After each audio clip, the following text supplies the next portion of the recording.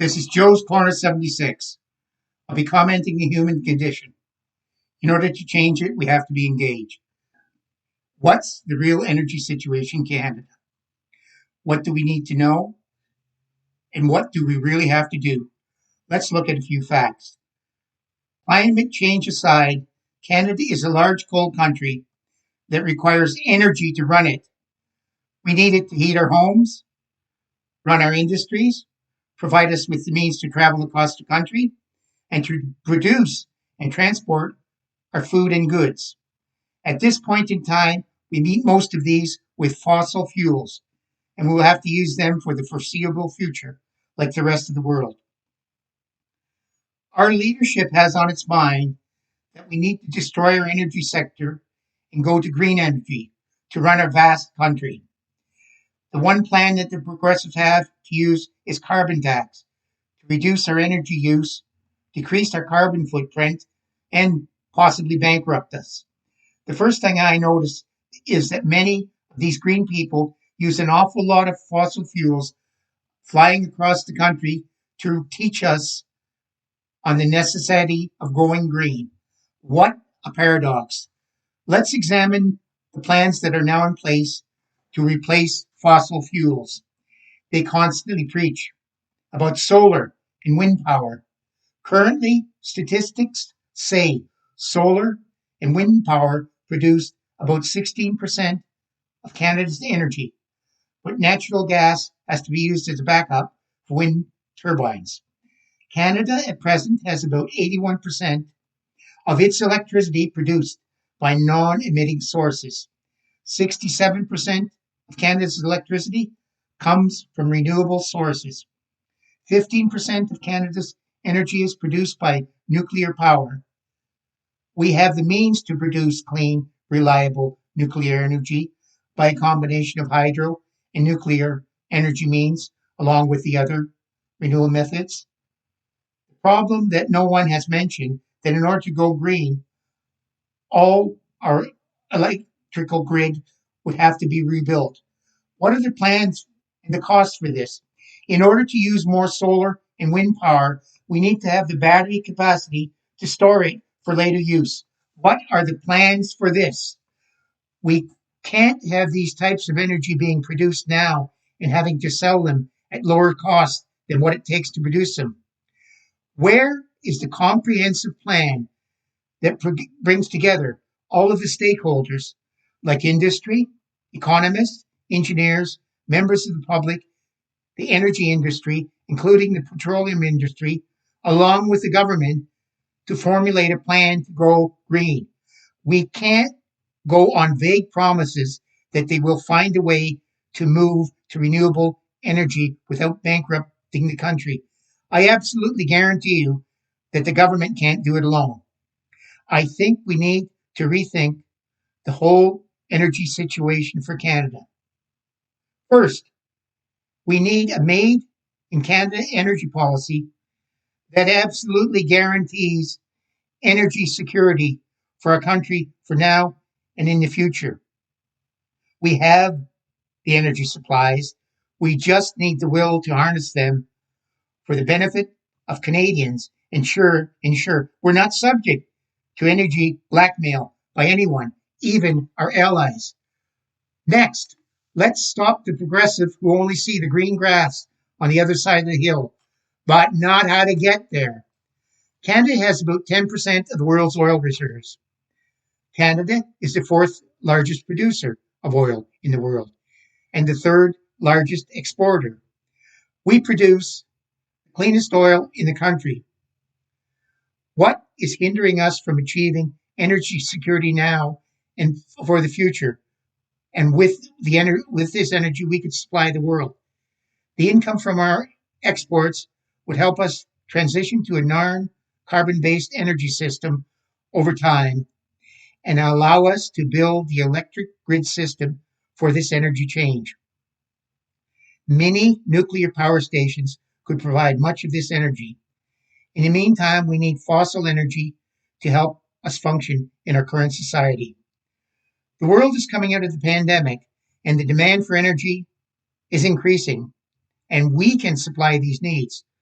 boost our natural gas exports that reduce emissions, and bring much needed income and economic stimulus to Canada. Let's look at a few facts. There's a worldwide energy shortage at this point. Canada has enough energy to be insulated from these shortages. The government has put in a policy for no tankers off the BC coast to protect the environment. There doesn't seem to be any tanker policy for the East Coast. Why the difference in philosophy? The government constantly preaches about the evils of the oil industry, even though Canada has one of the cleanest oil producing methods in the world. We have enough oil in Canada for all Canadians. But according to the Canadian International Data Trade Base, Canada imported approximately $11.5 billion of crude oil in 2020. This is down from $18.9 billion in 2019 and $19.2 billion in 2018. Total foreign oil imports into Canada from 2016 to 2020 were $81.1 billion. Can you imagine if this money had stayed in the country? The impact would have had a far-reaching effect on our economy. The three major suppliers for us are the US, $51.2 billion, Saudi Arabia, $12.3 billion, Nigeria, $3.8 billion. Why are we importing this much when we don't need to? And from countries that abuse human rights. The dollar figures that I've quoted don't even include light oils and other products and chemicals derived from petroleum. In 2018, for example, Canada imported more than $14 billion worth of this type of classification. Well, in 2017, that figure was approximately $11 billion. How much oil does Canada import into different parts of the country? Or in other words, which provinces account for most of Canada's oil imports? If you guessed Ontario, Quebec, and the Atlantic provinces, you are correct. Why is this? There are no direct pipeline structures from the west, where the world's third largest oil reserves are found, to the eastern part of the country. The few pipelines heading east are sent south into the United States before coming back into the country via the Sarnia region of southwestern Ontario, a major refining hub of Canada. This means our supply is or could be subject to foreign control. Look at the controversy over Pipeline 5 with the state of Michigan. It is crucial to our energy supply. This shouldn't be so, and we can't rely on the US to protect our interests. This lack of critical pipeline infrastructure is the reason why the eastern and Atlantic provinces rely on massive quantities of foreign oil imports for supply. Oil tankers do the fair share to fill the supply gap. Major oil tanker routes into Canada include the St. Lawrence River. More than 500,000 barrels of petroleum products go to refineries in Quebec each day. Again, why is it safe to use tankers on the East Coast and not on the West Coast? Pipelines are less dangerous than tankers. New Brunswick, Irving refinery relies almost entirely on foreign oil imports via tanker and railway. Though it does use some of the oil from the west, but it travels 12,000 miles down the west coast of North America through the Panama Canal into the Gulf of Mexico and back up to the Atlantic Ocean via tanker. This really shows why Canada needs a pipeline connecting the petroleum-rich provinces of the west to the oil and gas-hungry provinces in the east. A permanent shutdown of Line 5 oil pipeline could have a major impact on Canada. Central Canada would likely have an energy shortage, at least for a while. Line 5 nearly feeds half of Ontario's fuel demands, which includes jet fuel for Pearson. Quebec depends on Line 5 to send its fuel to its Line 9. Closing Line 5 would strain relations between US and Canada. It would also see an increase in some items like gas, food, and airline tickets. The US has already revoked the Keystone pipeline against Canada's wishes. Enbridge doesn't think closing Line 5 would decrease our carbon footprint, and in fact, it could make it worse, since without pipelines, other transportation, such as trucks and trains, would be used to move fuel. The Enbridge Line 9 that runs from Sarnia, Ontario to Montreal has the capacity to carry 3,000 barrels of oil a day. The Trans-Canada Energy Main Line that starts in Quebec and runs in Alberta and runs to Quebec has a capacity of 445 million cubic meters daily.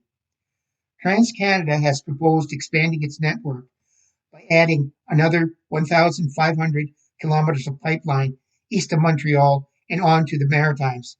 This project, called Energy East, would have converted its existing pipeline from natural gas to oil, creating the capacity for more than 1 million barrels of oil per day. The plug was pulled on this in 2017 due to regulatory and environmental hurdles and the price of oil then. Opposition is mounting in Quebec to a $9 billion pipeline and refinery that would carry natural gas from Alberta to a new facility in the province's Saguenay region. More than 150 scientists published an open letter in Le Devoir and the National Observer seeking to debunk claims by promoters that the project will benefit the will not benefit the environment. The Quebec Premier favors the gas project since it would replace coal, but he is against pipeline across Quebec. The following questions arise. Does Quebec want to fuel their economy with ethically produced Canadian oil or with oil imported from the US and elsewhere? Let's acknowledge that pipelines are way safer than oil tankers, trucks, and trains for the environment. Everyone knows this. Why is the federal government not using its power to get the pipelines built? Fossil fuels are here to stay for the near future. The world wants them. Shouldn't we be supplying these? Why does the government not have a national energy security plan to protect us from any economic chaos caused by world oil production programs? The majority of Indigenous people have signed off on the pipelines. They want the economic benefits. Why are we allowing billions to leave the country to get imported oil when we don't need it? Why are we not preparing to sell our oil on world markets so Canada can reap the economic benefits? Just shutting down pipelines and preaching green energy without a solid plan and the economic means to transition to a non-carbon based energy source will not get us there.